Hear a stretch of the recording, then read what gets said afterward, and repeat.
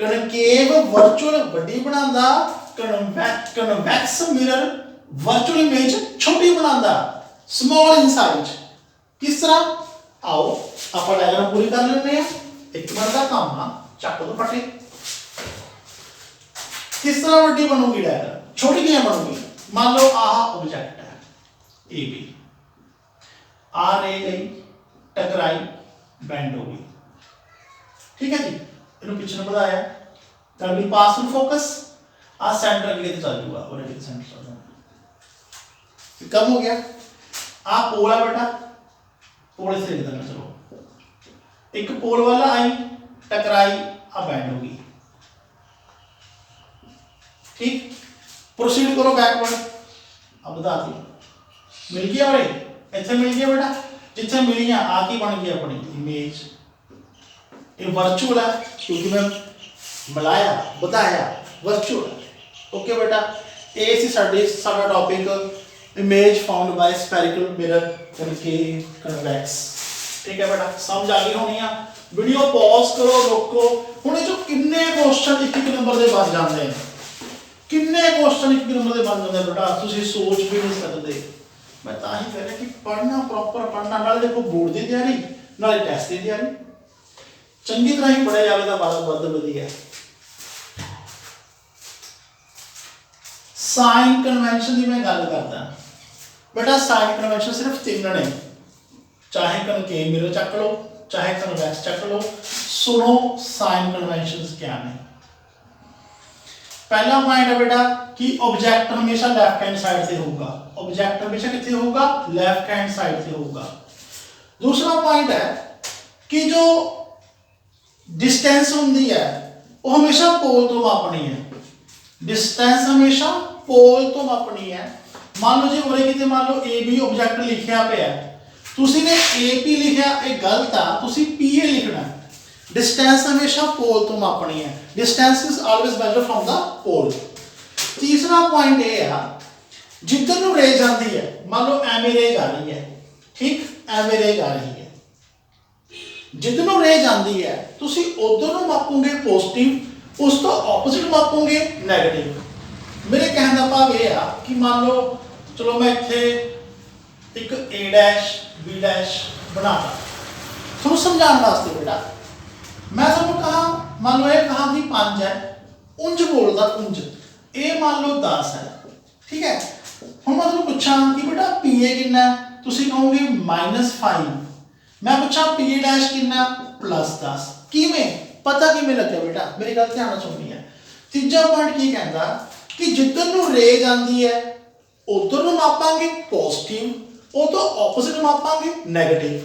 Uh P A आ, P A ये ऐ हो गया, ये ऐ हो गया, रे ऐ जा रही है एवें ता नेगेटिव आ। पी ए डैश ये इधर नु आ, रे भी जा रही है इको डायरेक्शन च, ये ता पॉजिटिव आ। ये ध्यान रखना आपने। चौथी गल, प्रिंसिपल एक्सिस तो ऊपर पॉजिटिव, प्रिंसिपल एक्सिस तो हेठा नेगेटिव। प्रिंसिपल एक्सिस तो अपवर्ड डिस्टेंस पॉजिटिव, नीचे नु नेगेटिव। बड़ी सौखी की गल है, उम्मीद करदा समझ आ रही होनी है, बड़ा बढ़िया लग रहा होना तुहानू। मिरर फार्मूला सिंपल देखो बेटा, मिरर फार्मूला की चीज है, सुनो मिरर फार्मूला क्या चीज है। मैं एक दोबारा तो स्लैब बनाना, एक दोबारा तो फोटो बनाना। ए से अपना पोल, ए से अपना सेंटर, मान लो आ से अपना ऑब्जेक्ट ए बी, ये तो रे गई पैरेलल फोकस तो पास हो जाती है, तुम्हें पता है। आ गई पोल तो, ठीक है जी, टकरा के एम जा रही है, और ये मिल गया ए डैश बी डैश। बेटा ये ऑब्जेक्ट है, जो ऑब्जेक्ट की डिस्टेंस है इन्हों असीं यू लिखते हैं। आ इमेज है, इसकी डिस्टेंस असीं वी लिखते हैं। आ फोकस है, इन्हों असीं एफ लिखते हैं, फोकल लेंथ। बेटा मिरर फार्मूला क्या है? What is mirror formula? 1/u plus 1/v is equal to 1/f। बेटा इनू से कहने हैं मिरर फार्मूला। एक लेंस इक्वेशन आउगी, लेंस फार्मूला। लेंस फार्मूला क्या है ये भी सुन लो, लगे हाथ कंपैरिजन करके समझ बढ़िया आ जाता है। ये हैगा -1/u 1/v 1/f। बेटा इत्थे कोई माइनस नहीं हैगा, इत्थे जो माइनस आ गया, जे माइनस आ गया वो लेंस फार्मूला है, ये लेंस वास्ते हम पढ़ांगे, मिरर फार्मूला है प्लस वास्ते है। ओके, अगे लिखिया मैग्नीफिकेशन। बेटा मैग्नीफिकेशन क्या होंदी है, की होंदी है मैग्नीफिकेशन? वो एक लेंस होंदा है कितना वड्डा करके दिखा रहा है, ये सिंपल है, ਇਹਦਾ सिंबल स्मॉल है, ऊपर साइज ऑफ इमेज, नीचे साइज ऑफ ऑब्जेक्ट। इंग्लिश की कहांगे, it is defined as the ratio of size of image to the size of object. ਤੁਸੀਂ ਐਵੇਂ ਕਹਿ ਸਕਦੇ ਹੋ कि यह a dash b dash upon ab, ਜਾਂ ਆਪਾਂ ਐਵੇਂ ਲਿਖ ਸਕਦੇ ਹਾਂ, ਜੇ ਤੁਹਾਡੇ ਬੁక్స్ ਦੇਖੀਏ h डैश अपॉन h, ਇਹਦੀ ਹਾਈਟ h डैश, ਇਹਦੀ h, ठीक है। बेटा ਇਹ ਬਰਾਬਰ ਹੁੰਦਾ -b अपॉन u ਦੇ। बेटा का प्रूफ मैं कर सकता, पर तुम्हारे सिलेबस तो ये बाहर है, इत्थों आह -b अपॉन u आ गया, I can prove it, but out of syllabus, load नहीं, ठीक है जी। इधर आ जाओ, ਇਹਦੇ ਵਿੱਚ ਵੀ ਮੈਗਨੀਫਿਕੇਸ਼ਨ ਇਹੀ ਹੋਊਗੀ, ਇਧਰਲੇ ਪਾਸੇ ਵੀ, ਲੈਂਸ ਦੇ ਵਿੱਚ ਵੀ, size of image, size of object. ਤਾਂ ਇੱਥੇ ਜੋ ਫਾਰਮੂਲਾ ਹੈ ਬੇਟਾ ਇਹਦੇ ਵਿੱਚ ਮਾਈਨਸ ਨਹੀਂ ਆਉਂਦਾ, ਇਹਦੇ ਮਾਈਨਸ ਆਉਂਦਾ, ਉਹਦੇ ਮਾਈਨਸ ਨਹੀਂ ਆਉਂਦਾ, this point to be noted. ਬਸ ਇੰਨੀ ਗੱਲ ਤੁਹਾਨੂੰ ਸਮਝਾਣੀ, ਮੈਂ ਤਾਂ ਹੀ ਤੁਹਾਨੂੰ ਕੰਪੇਅਰ ਕਰ ਰਿਹਾ, ਤੁਹਾਨੂੰ ਪਤਾ ਲੱਗੀ ਜਾਵੇ ਕਿੱਥੇ ਮਾਈਨਸ ਆ ਰਿਹਾ ਕਿੱਥੇ ਨਹੀਂ ਆ ਰਿਹਾ, ਕਾਹ ਤੋਂ ਆ ਰਿਹਾ, ਇਹ ਤੁਹਾਨੂੰ ਦੱਸਣ ਦੀ ਲੋੜ ਨਹੀਂ ਹਲੇ ਬੇਟਾ, ਠੀਕ ਹੈ ਜੀ। ਹੁਣ ਗੱਲ ਆਪਾਂ ਇੱਕ ਗੱਲ ਕਰ ਲੈਂਦੇ ਆ, m is equal to क्या है, साइज ऑफ इमेज नीचे साइज ऑफ ऑब्जेक्ट। बेटा जे m एक दे बराबर होया, m एक तो वध होया, m एक तो घट होया, ये की है, ऊपर इमेज नीचे ऑब्जेक्ट, यानी कि image is equal to object. जे m इज इक्वल टू 1 आ गया, मतलब ऑब्जेक्ट ते इमेज दा सेम साइज है। कदों होया सी एवें, जो 2f ते गया सी, m एक तो बड़ा, मतलब i अपॉन o एक तो बड़ा, इमेज ऑब्जेक्ट तो बड़ी कदों हुई सी, सोचो जो वर्चुअल इमेज बनी सी, पार्ट ऑफ नोटेड, वर्चुअल बनी सी बेटा, वर्चुअल। यह i ऑब्जेक्ट इमेज छोटी ऑब्जेक्ट तो कदों, हमेशा जो रियल बनती है, जो रियल बनती है हमेशा छोटी बनती है, वर्चुअल बड़ी बनती है, ये 2f से बनती है, उनकी तो रियल है, उनकी तो रियल है। ये गल हो सकती है, होर की हो सकता है, m की वैल्यू पॉजिटिव हो सकती है, m की वैल्यू नेगेटिव हो सकती है। पॉजिटिव कदों होगी, मैं तुहानू साइन कन्वेंशन पढ़ाईयां, दस्सिया कि जे ऑब्जेक्ट ऊपर नूं असीं मापना है, ऊपर नूं पॉजिटिव, नीचे नूं नेगेटिव, यही समझाया सी। जे पॉजिटिव हो, पॉजिटिव मतलब इमेज पॉजिटिव, ऑब्जेक्ट भी पॉजिटिव, दोहे पॉजिटिव ताही पॉजिटिव आऊगा, नेगेटिव किवें आऊगा, इमेज थल्ले होवे, ठीक है ना, ताही नेगेटिव आऊगा। ये तो हमेशा पॉजिटिव रहना, ऑब्जेक्ट तो हमेशा पॉजिटिव ही रहूगा। इमेज डिपेंड करती है कि ऊपर बनती है नीचे बनती है, जो ऊपर बनती भी है वो वर्चुअल है, मतलब m पॉजिटिव वर्चुअल इमेज वास्ते, m नेगेटिव रियल इमेज वास्ते। एक नंबर बेटा, एक नंबर, मैं एक नंबर ले आ रहा हूं, ਆਪਾਂ पेपर छोटे छोटे क्लियर एवं करने इतों क्वेश्चन कितने बन गए, 1 2 3 4 5 5 इतों बन गए। क्या होंगे लेंस दे फार्मूला, क्या होंगे लेंस इक्वेशन, क्या इतने माइनस प्लस, बहुत कुछ तो बिच ही आ जाता है। Next is reflection of light, कर चुके हैं, reflection through the glass, rectangular glass slab, ठीक है जी। हुण आपां करन लगे reflection through the rectangular glass slab.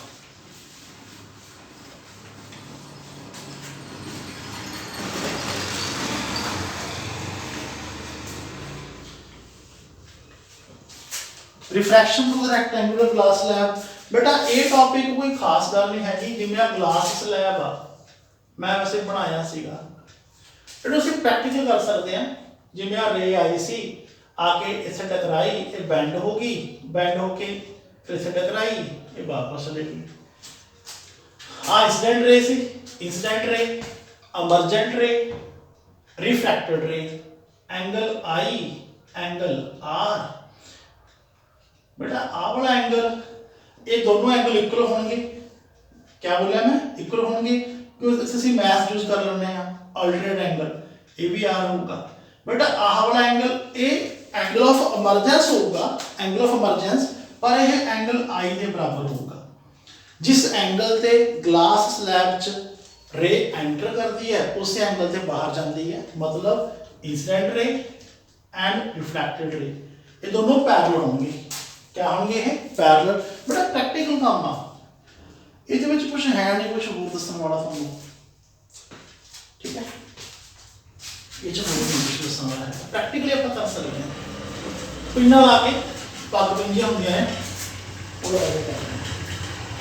अगे आ गया रिफ्रैक्टिव इंडेक्स। रिफ्रैक्टिव इंडेक्स को बड़ा ध्यान नाल समझना बेटा। रिफ्रैक्टिव इंडेक्स है जेडे ये दो तरह का होंदा है।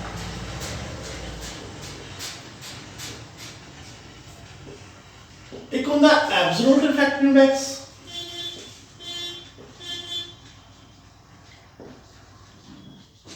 एक होंदा रिलेटिव इंडेक्स।